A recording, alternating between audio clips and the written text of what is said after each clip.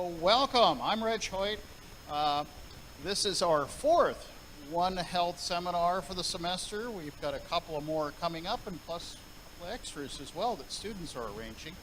For those of you who have not heard about One Health before, this is an initiative started by about a third of the faculty at Del Val to try to instill within all of our programs an understanding of the connections between environment, people, and animals, whether those are domestic animals or whether they're wild animals. And that, any problem that we have in our world is a multidisciplinary problem. And that we should at least pay attention to what else is necessary to answer these problems. And as a biologist, I find that most of the conservation issues in the world, if I only had to worry about biology, it'd be so easy. But I don't. I can't do that. I have to worry about people.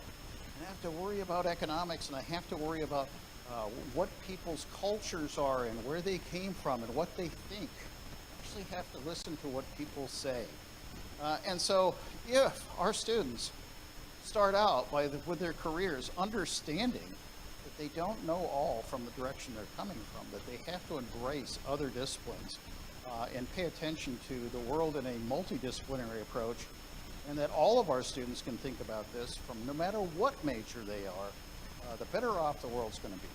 So our One Health definition is up here. We've kind of changed it from what many other organizations have, in that we're referring to well-being. So this could be psychological well-being as well as physical well-being. We approach it from a variety of different ways. We bring it into our classrooms. I know my students beaten to death with One Health, right? The answer to any question I ask is One Health, that's right. We'd also like to see this brought into research as well and engaging different disciplines in answering problems that face us all. And then finally, outreach, and that's what these seminars are about, is outreach. And we're so happy to see members of the community here. I'd like to invite you, if you are not already on a mailing list, email mailing list from me. We do have a sign-up sheet here. Please do sign up. You'll hear about upcoming seminars. And maybe you heard about them already through the press, so you'll hear about them one way or the other. Hopefully more than you have in the past. So tonight we're co-sponsored by the Heritage Conservancy, which is really odd because our speaker, Jeff Marshall, just happens to be the president of Heritage Conservancy. And so I am very proud to have him here tonight, and I hope that you will welcome him in his presentation, and I look forward to hearing what he has to say. Thank you very much.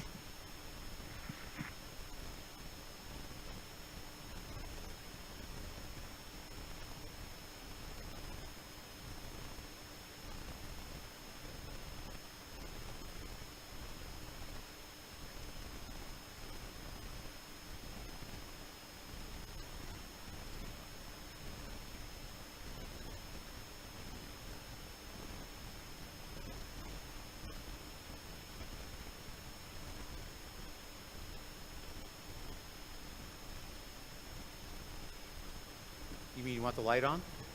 Okay. I didn't say anything important, so don't think you missed anything. But what we want to talk about tonight is keeping special places special. And in the work we do, one thing that I have learned is special places don't stay special without a lot of work by a lot of people. So that's what I'm here tonight to talk to you about a little bit. First of all, if you've heard of Heritage Conservancy, raise your hand. Okay. That's pretty remarkable. Thank you very much. For those of you who haven't, we started our life in 1958 as the Bucks County Park Foundation.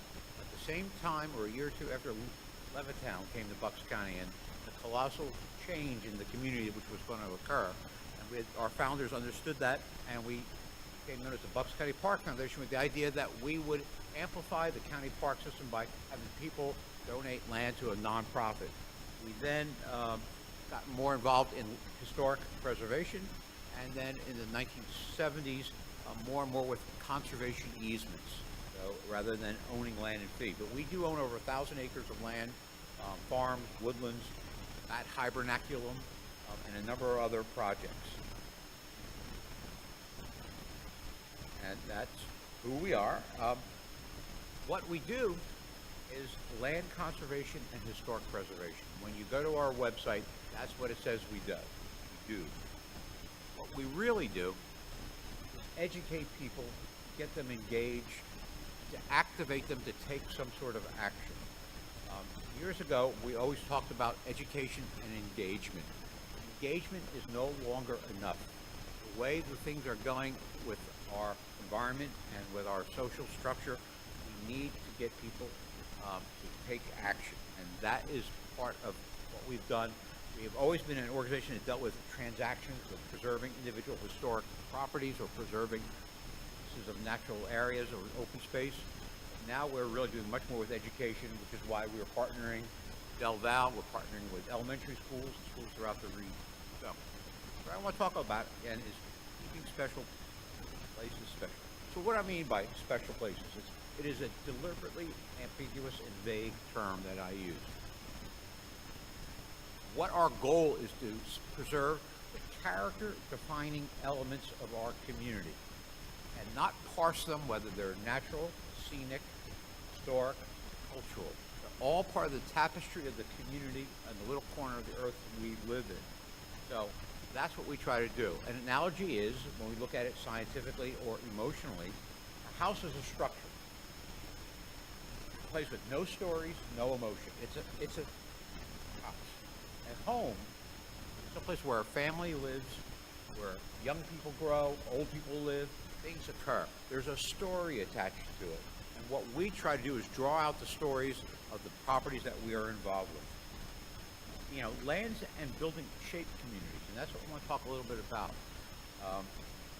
The term of art is they create a sense of place. And the new term of art is place attachment, where there's more and more studies of the psychology involved with people's association with a specific place.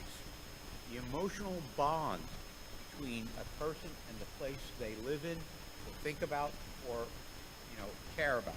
And there is now a growing study of environmental psychology, and it's relatively new. But we talk about diverse groups of different disciplines coming together.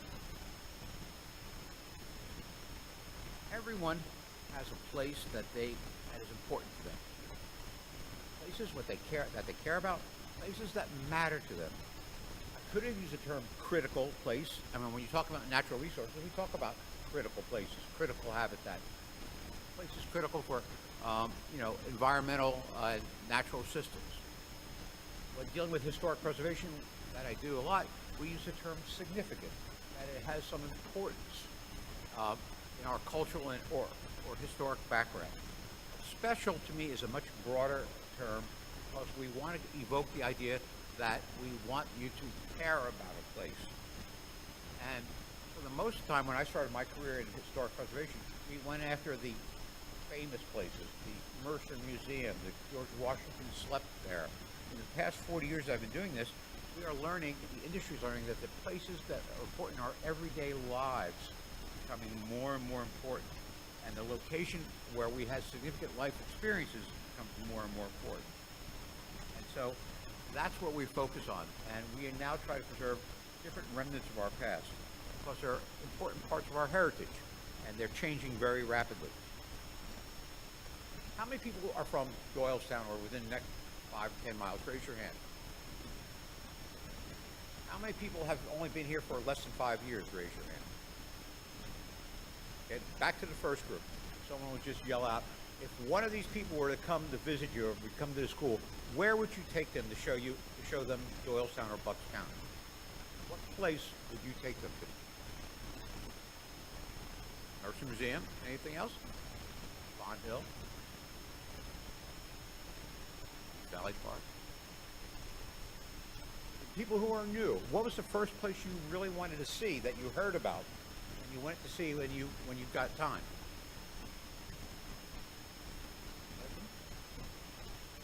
Besides Del Val?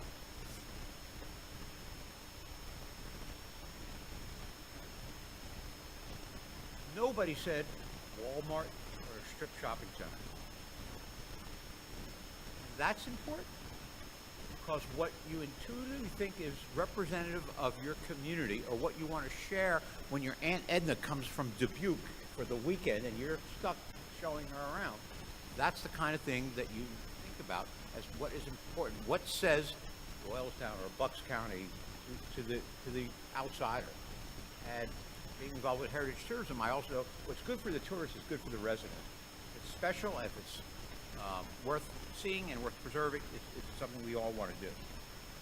So that's something we talk about. And when we do open space plans for communities, I ask people to go out, take a photo of some building or vista like this.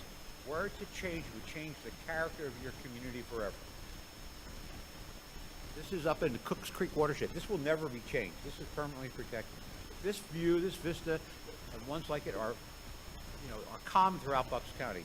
And at a moment's notice, somebody can come in and buy it and change it forever. So when we do our open space plans, and I ask that question, the next question I ask, is it permanently protected? And invariably, the answer to the question is no, that it isn't protected. So what my charge is to people who do planning, who look out to the future, is if it's that important, if it is the single character-defining element of your community, you should work hard to make sure it's there for future generations. Because things change. So again, I always like this building in Doylestown. It's a beautiful little building where our offices used to be, and it's just part of the character of the community. You don't get many Greek temples in the middle of downtown Doylestown. And what went through the person's mind who designed it, built it, decided to use it first as a bank and then I guess as law offices. So, but communities can change. I don't know if people know where this is. This is Pools Corner, 313 and 263, or 202 I guess it is. That's what it used to look like. There was a barn and a farmhouse and a whole farm complex there. That's what it looks like today. That's what it used to look like. The character of a community can change overnight. So what we want to do is save the resources from everyday fabric of the community, as well as the best examples of what's out there. It doesn't have to be just the Fawn Hill. It is something that makes a community special. And what we have learned is no real reason for separating our preservation activities, historic preservation versus land conservation versus farmland preservation. All these are important to our residents, and it's our job to answer that. Again, a beautiful view of a flowered field that you drive past every day is important to preserve. Maybe not for environmental reasons, but for social reasons. And social reasons are, I think, underappreciated in the way communities grow and prosper. We all know about environmentally sensitive places. Folks who are involved in the sciences know they're special for what they do for us. The air we breathe, the food we eat, the water we drink, they're all critical. And as we're going further and further ahead, the natural climate solutions afforded by what is now known as green infrastructure versus the traditional gray infrastructure are becoming more and more important. We received a grant from the William Penn Foundation following the footsteps of New York City a century later, where we're working up in the Poconos trying to preserve land in the headwaters of the Delaware River. Because the scientists tell them it's much more cost effective to treat the water or keep the water pure than it is to treat it once it gets downriver. Eco services, which is the jargon we're using, is much more important than it ever used to be in our conversation. So that's something that is a new trend in what we're doing. The importance of biodiversity, which you all know, is becoming more and more in the mainstream. And of course, talk about leaving the earth, healthy children, healthy earth. And when I started, we often couched everything we said, we're doing this for future generations. The world is changing so quickly, we're doing it for this generation. Changes that are potentially going to occur are going to be in your lifetimes, not in the lifetimes of your children or your grandchildren. And we have to start doing something about it. Who are we saving the planet for? We're saving for our children, we're saving for ourselves as well. And part of the hard part in what I do is getting people's attention. And your generation in particular doesn't who, as a rule, and you guys are the exception, don't spend as much time outdoors understanding and appreciating nature, be willing to get involved in defending it. So we need to think about how we do what we do, and it's not the way it used to be. We used to look at something as land conservation, historic preservation, whatever it is. But what we're now looking at is what will our corner of the earth look like in 10 or 20 years? What are the unforeseen impacts of that work or those changes? So this is one of my favorite quotes. That we are living on this planet as if we had another one to go to. And you guys may be around when that occurs, but I don't think I will. So I want to treat this planet a little bit better. So that's, environmental. If people understand, like I said, the air we breathe, the food we eat, the water we drink. I also get a lot of work involved with our historic resources. And when you look through most of Pennsylvania, we talk about cultural landscapes. Cultural landscapes are nature and the landscape that include all the changes humans have made to it. There are very few wild places in Pennsylvania and very, very few in Bucks County. People have modified and shaped the land surface, removed and altered vegetation, and placed structures on the land. That's what we live with. We think of it as a natural area, but it's really in the hand of man. So what we do is certainly a lot more than natural areas, wild areas. There are no wilderness areas where we are.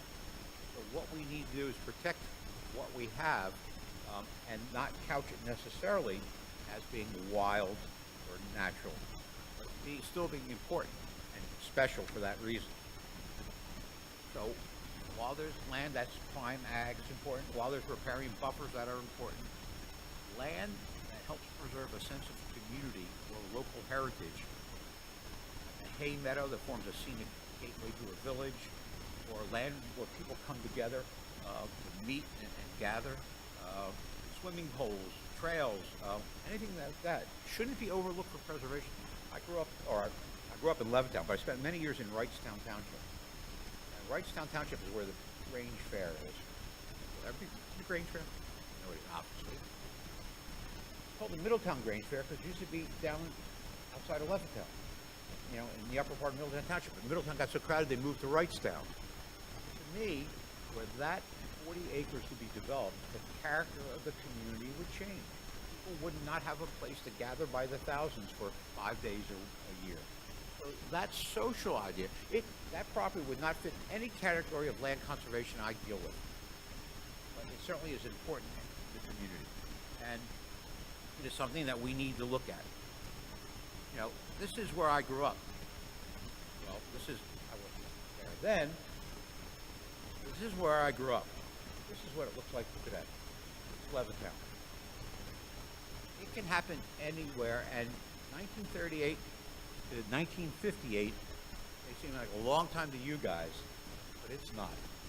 So the fundamental and profound changes that can occur if you don't plan ahead are incredible. The most fertile land in Bucks County was in Falls Township. And the river area, and now it's completely developed. So we want to preserve these kind of vistas as well as the Aldi think we do. The more, quote, important, unimportant than other areas from an ecological point of view.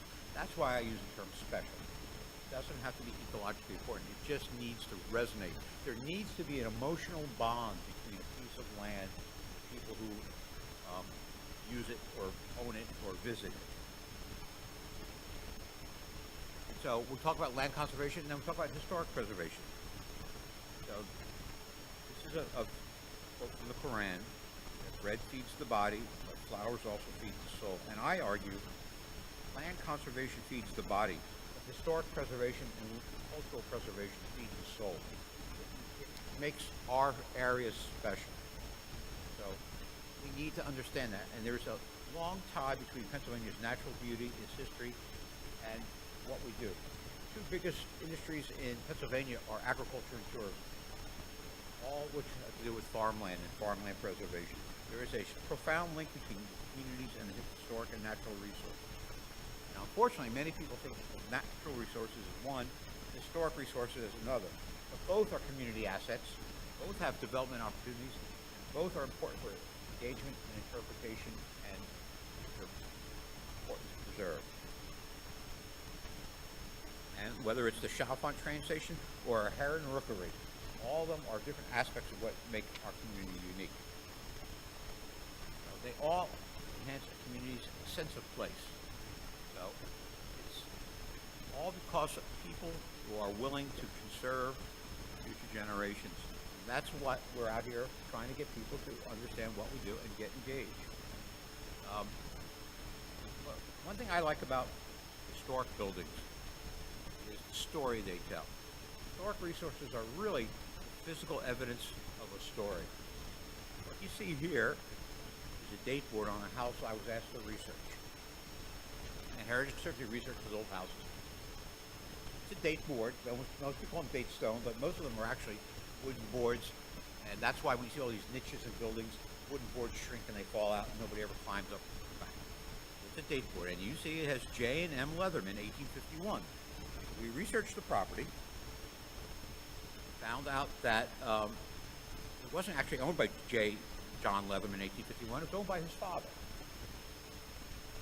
And we also found a newspaper advertisement that said it was for sale in 1855. And it said the house and barn are new. So finding this research, as a historian, this is what you want. You want to corroborate the date that's on the building through archival information. So very full of myself, did a great job, found it, and I started thinking about it. What does it mean? Why was the property sold in 1855? It was an estate sale. John Leatherman died at age 27, leaving his widow, age 23, with a 1.5-year-old and a 6-month baby. And since it was his father's family farm, they had to sell it. She had to leave. What turned out to be a historic research program is now an emotional connection to the story behind a date board and tragedy that this young woman's life that she went through. She wasn't much older than some of you in this room, and she was forced to leave her home, find a new home, and unfortunately she actually died relatively young as well. So this connections, historic resources are the tangible link to our past, and they are important architecturally, they're important visually, they're really more important as they tell the story of people. And unfortunately, as a society, we only preserve what we appreciate. And the goal that we go through at Heritage Conservancy is to give people an understanding of the stories behind these things, to honor our past. Again, these are just the physical representations of our past.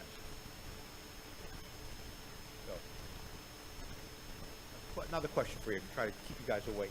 How many of you think consider yourself either historic preservationists or really like history, or think it's important? Raise your hand. Raise your hand, that's fine too. Again, this is a bigger sampling than I gave a talk this morning in Northampton Community College. You guys are much more involved in this. The reason a lot of people don't care is it's not either interesting, it's not relevant, or not important to them. My wife wants me to take her to the opera. I do not want to go to the opera. I have absolutely no interest in sitting through an opera. Many people have no interest in doing anything that would help preserve historic buildings. I understand that. And if I went to class where I had to memorize dates and names, I used to teach history at Penn State. I taught American history. I said the only date you need to know is when the War of 1812 started. After that, it's all about concepts. It's all about understanding the story that goes through it. It's not about dead people's names and battles and stuff like that. What does it mean to you? What consequence do the actions of somebody long gone have in your life today? And so that's something that you aren't born with. You have to either want to learn it, or someone has to be willing to, I don't want to say teach it to you, but share it with you.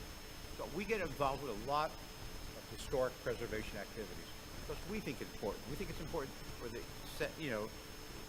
community's growth, economic reasons and such, but it's important.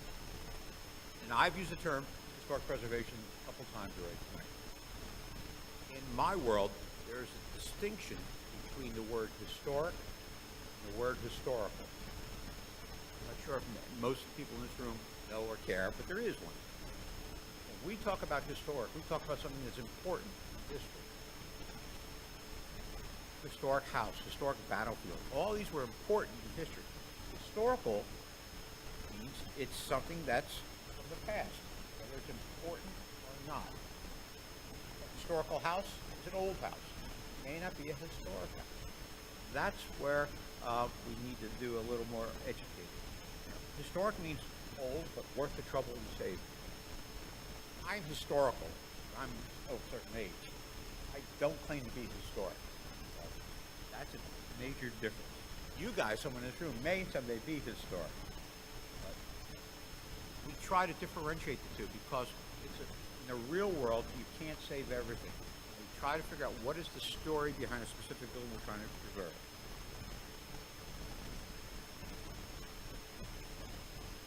So, one of my favorites are barns. Now,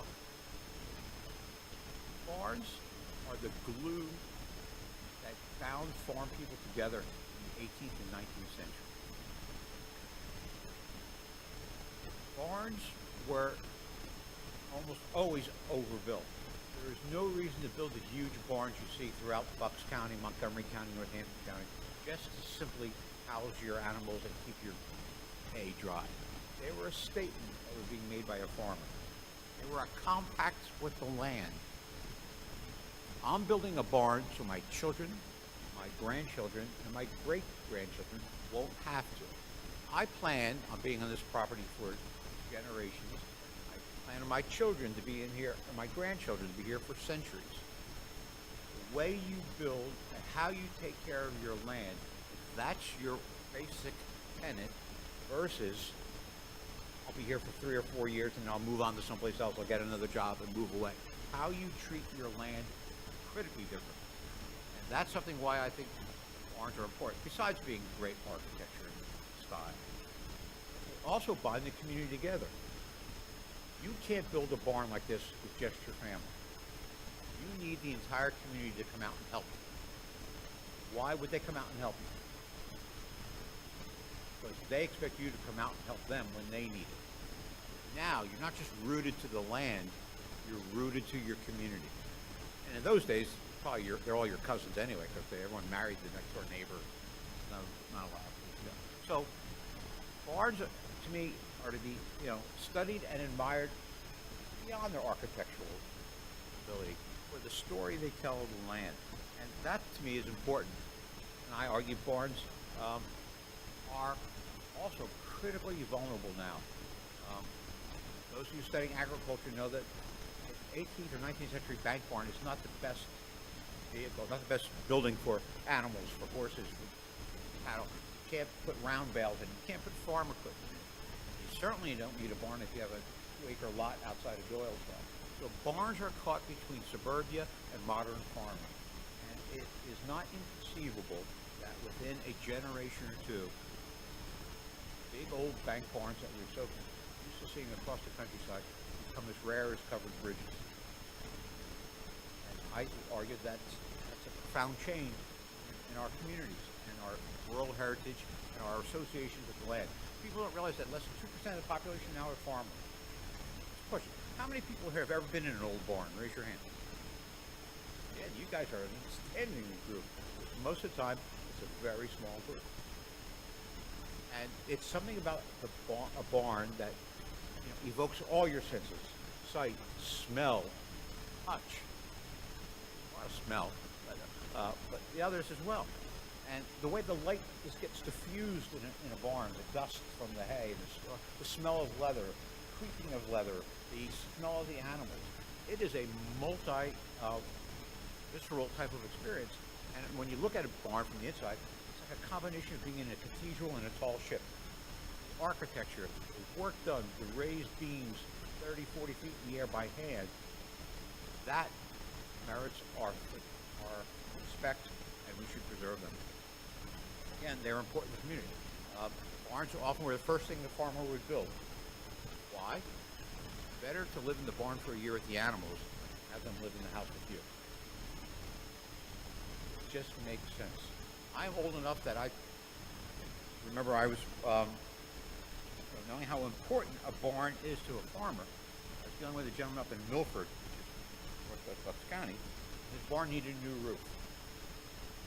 His wife needed new dentures. Which do you think happened first? His answer was she can gum it for another year. That's how important barns were to a farmer. But nostalgia doesn't say farm building. We need to have them as being viable use. So when people ask about adaptive reuse, sustainability, they're all important. There's now a buzzword out there that the greenest buildings in the world are the buildings already erected because they don't take any energy to build. So they are sustainable. They may not be as energy efficient as some people would like to lead you to believe, but they are amazingly good use of the technology that was available. The vast majority of 18th and early 19th century houses and barns face southeast, solar gain in the morning.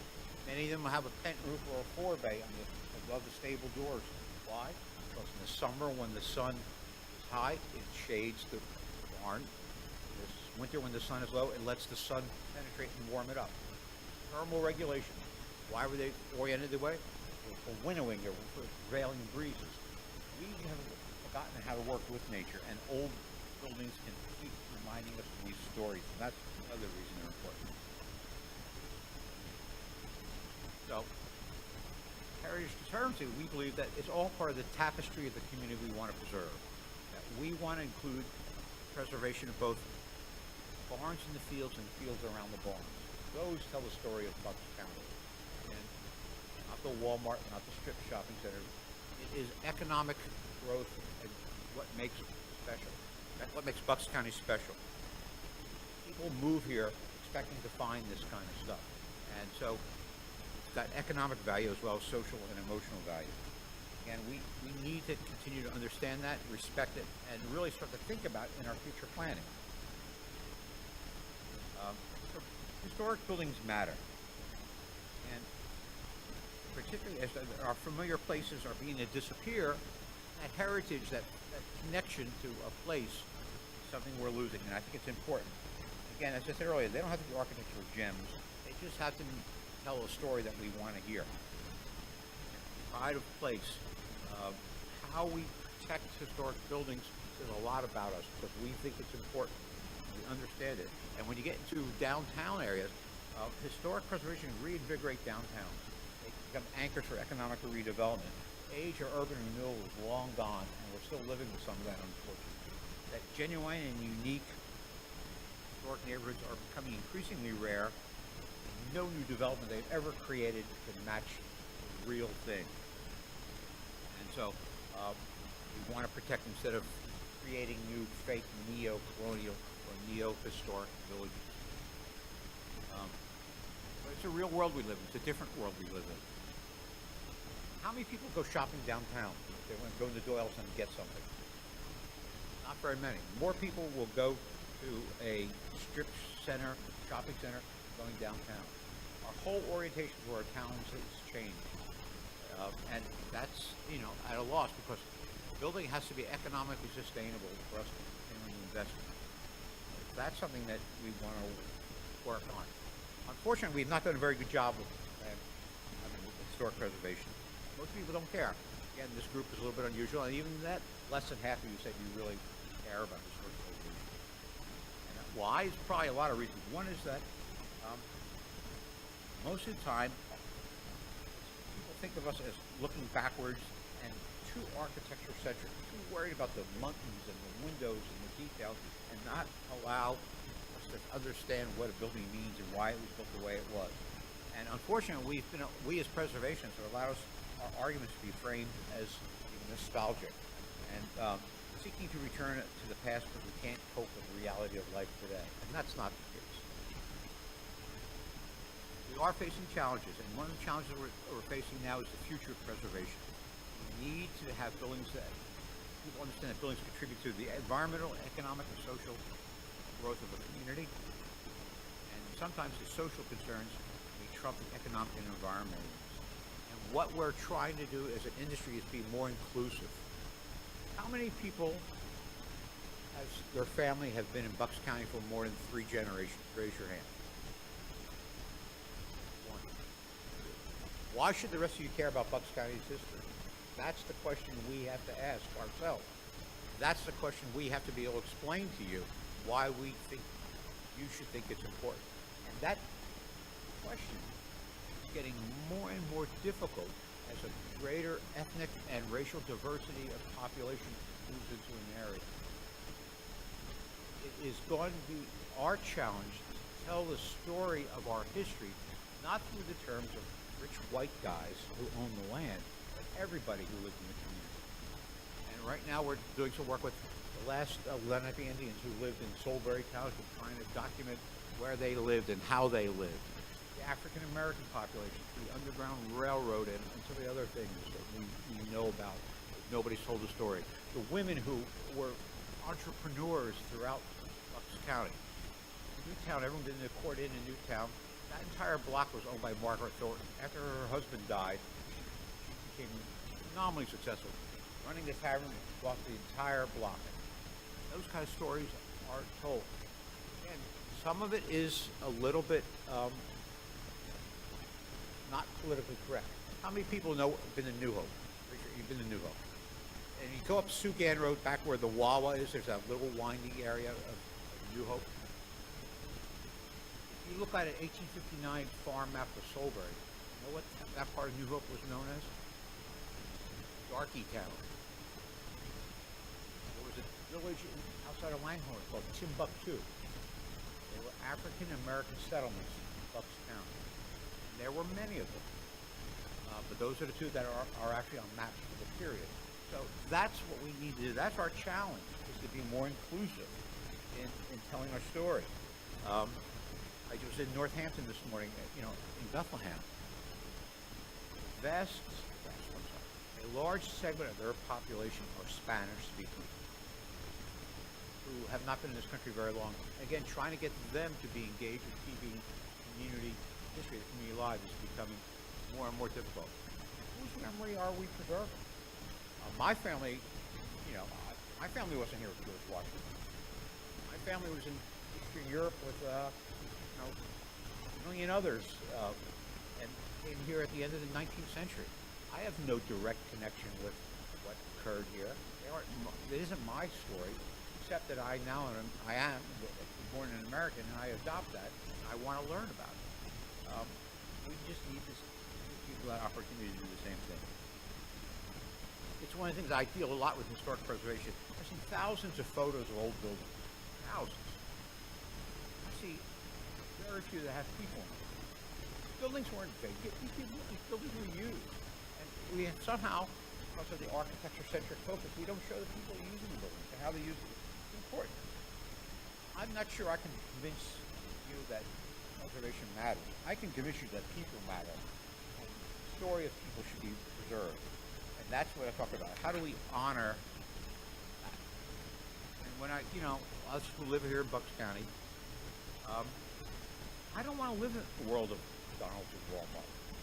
I like them. I go to them. I didn't want McDonald's to live down. I don't snub them. They have a role and they have a place. But I also enjoy downtown Doylestown. Looking up and looking around at the Lenape building and the Doylestown Inn and, the Starbucks, which used to be a tavern. That is charm. That is character. That is different than everywhere else you go. You take an airport. You can fly an airport, get out of an airport, and be dropped down in any town USA and not know where you are for our podcast. I also like seeing agricultural buildings. I like seeing, red barns and green valleys. I like seeing animals. I like seeing horses walking in the pasture. I like that. Object to everywhere I go becoming bland and gray and the same. I don't think anybody wants that as a future. That is not a future that I think any of us look forward to. We need to start to do more about that. A quote I like is, "A country without a past has the emptiness of a barren continent, and a city without old buildings is like a man without a memory." need the historic buildings and the special places to continue to thrive. They will continue to thrive only if people care. And what I do, as much as anything else, is going out to try to get people engaged, enthusiastic, hopefully taking some action. And so that's why I'm out here tonight. Hopefully that, you will, learn something and begin to appreciate next time you see a historic building. The final thing I want to say is saving special places is like a marathon. And like a marathon, it's about embracing the pain you'll experience at the end of the race as part of the positive experience. It's not easy. There are always setbacks, there are always problems, there are always issues. Hopefully at the end of the day, you leave your corner of the earth, if not a better place, no worse than you found it. So with that, I am done with the preaching of why special places are special.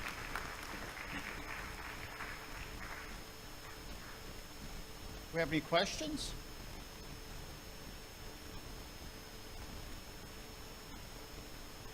Anyone?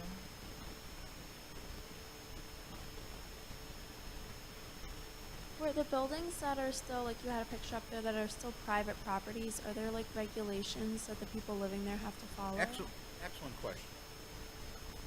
There is a stress between public history and private property. Most of the buildings that are out there are privately owned, and with very few exceptions, there are no rules that prevent a private property owner doing anything they want with their building. Exceptions are if when you're in a zoned historic district where a community has gotten together and said, because of our history, our community is more vital. So Doylestown, New Hope, and Newtown all voluntarily imposed restrictions because they think maintaining that character is important to maintaining property values and maintaining their community. So with very few exceptions except for those historic districts, you can knock down a historic building tomorrow. Sit on the National Register of Historic Places or not.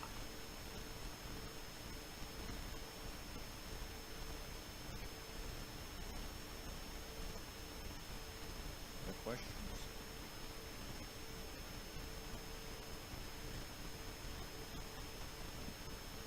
What's the balance between preserving historic buildings and addressing the needs of the community?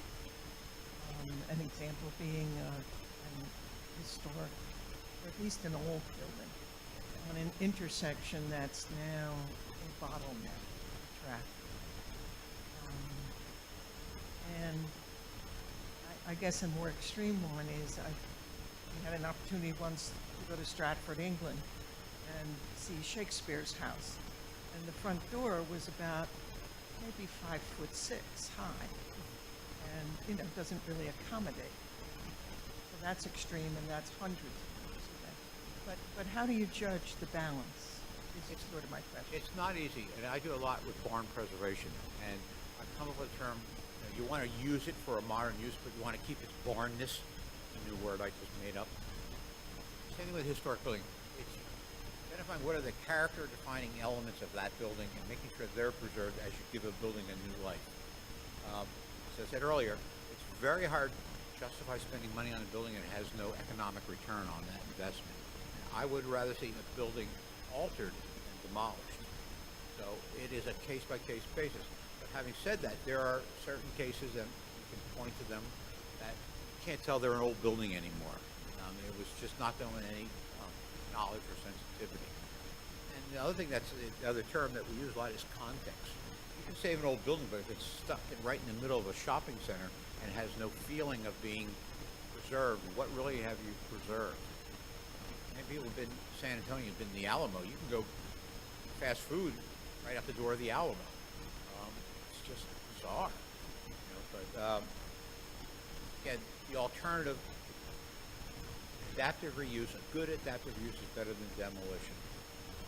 But it's very difficult to teach an old building new tricks. So you really have to understand a building and try to work with it. And working with both nature and historic buildings is becoming more and more in vogue. people realize what happens when you don't.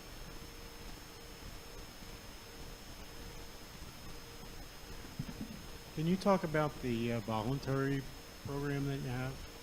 Volunteer program? Yeah.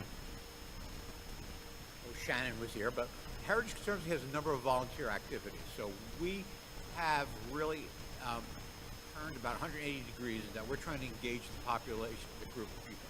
And we do that. We have activities. Next week is our big fun one, which we call Mulch Madness.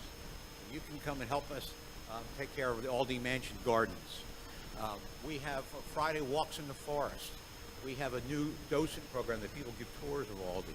We are working on conservation ambassadors where people can go to different events and sit at tables and tell people why what we do is important. We have cleanups.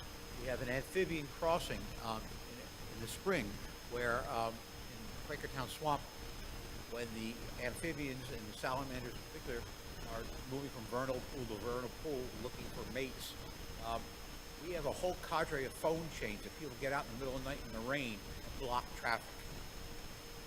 We have learned salamanders looking for love are not looking for trucks.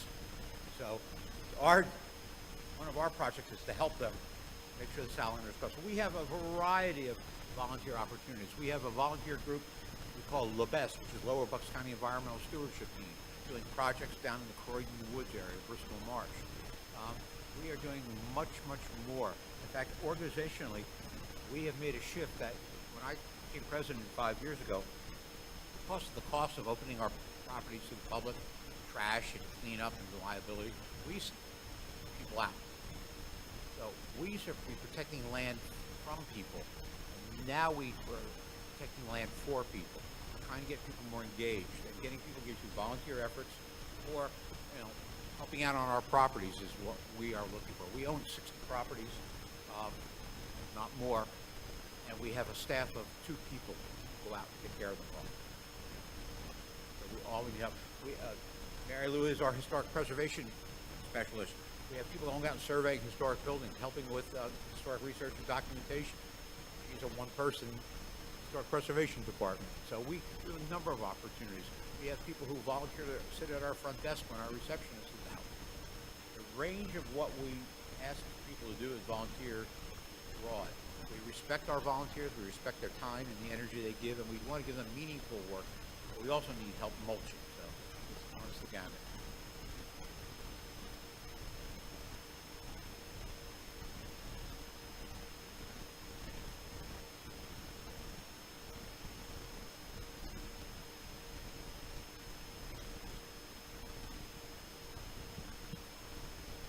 Do you think in about 150 years or so that people will view those McDonald's or those strip malls with that same kind of nostalgia that you're describing now?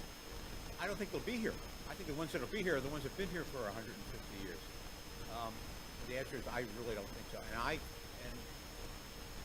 can see the wholesale demolition of what are now McMansions happening in the future. As land use changes, as land becomes more valuable, as people are looking for. Suburbia isn't the ideal that was after World War II. We're still living with that ideal. My children are post-college now. They both live in Philadelphia. They love the city. They love the vitality of the city. They like coming out to visit, to get away from the people. They have no desire to live in suburbia. It's just not what they're interested in. So I really do see a shift, and I see a lot of the stuff falling down, or being knocked down, or because of total use what we do today. Mark Twain said, invest in land, they're not making any more of it, so we're going to have to reuse the land we already have.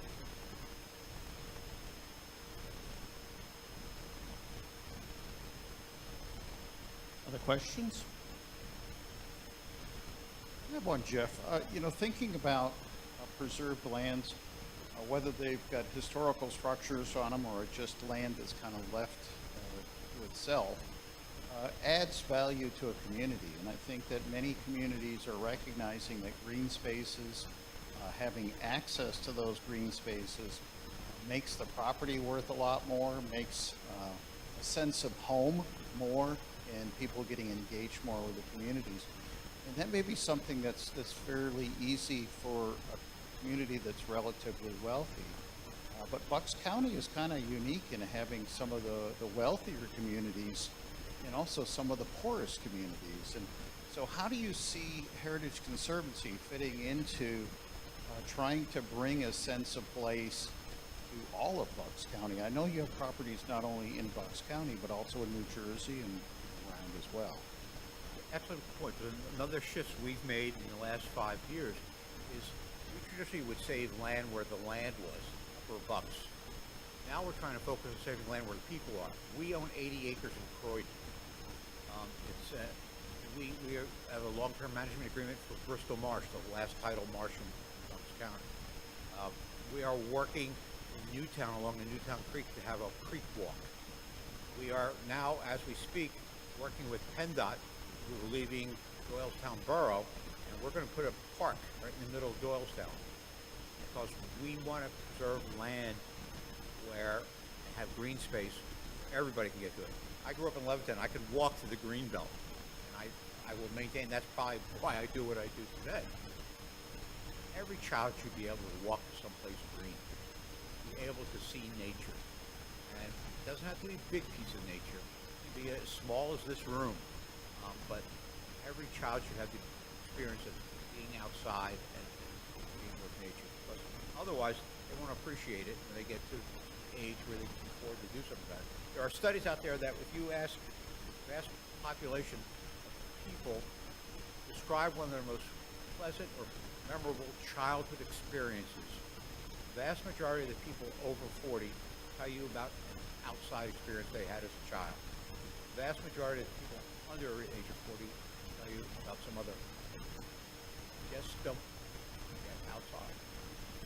Again, this group is an unusual group because of who they are. This is not the norm. That's the biggest challenge we face. Back to your point, economic development. Delaware Valley Regional Planning Commission put out a study a couple of years ago where they did an economic indicator based on open space, and they can show you statistics that land, houses that live within a certain part of a certain distance of a public park or preserved land have a higher resale value, just for that reason. And then we talked a bit, alluded to earlier about the value of green infrastructure, protecting open space to protect water supply, quantity and quality, and stormwater control. The value of open space, if we were to quantify it, is probably astronomical. We just have not bothered to quantify it.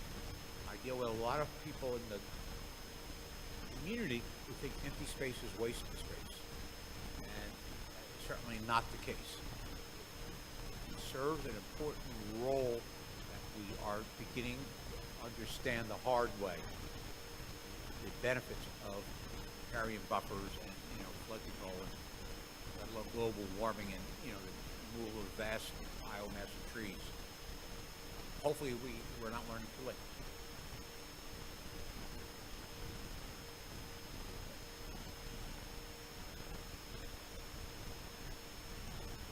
Thank you. This is not a shill in the audience. I do not know these people.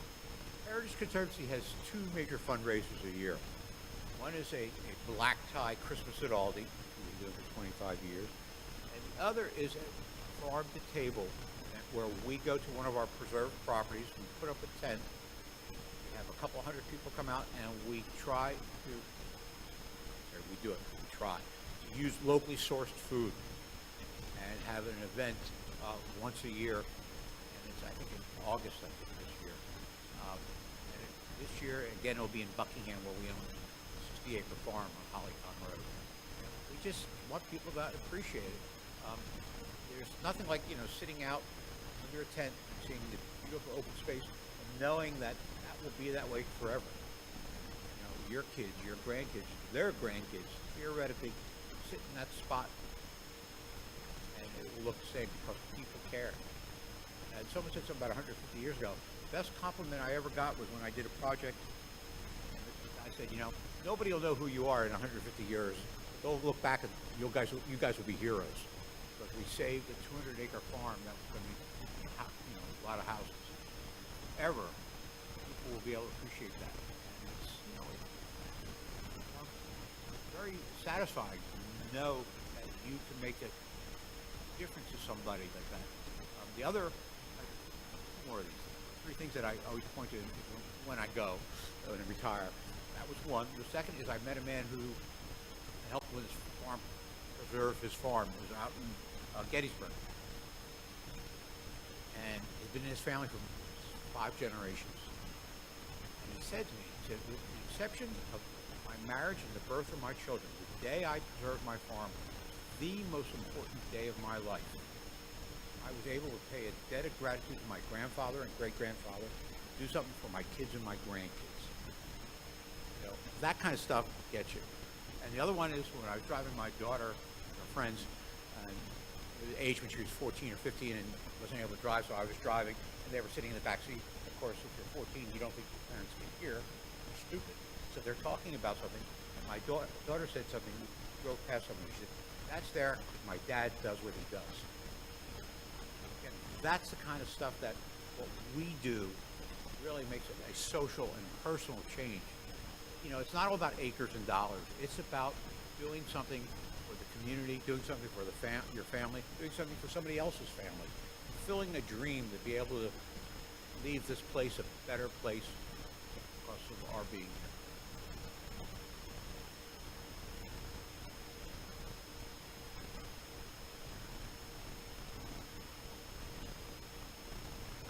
I guess that's it. Well, thank you so much for tonight. Thank you all for being here.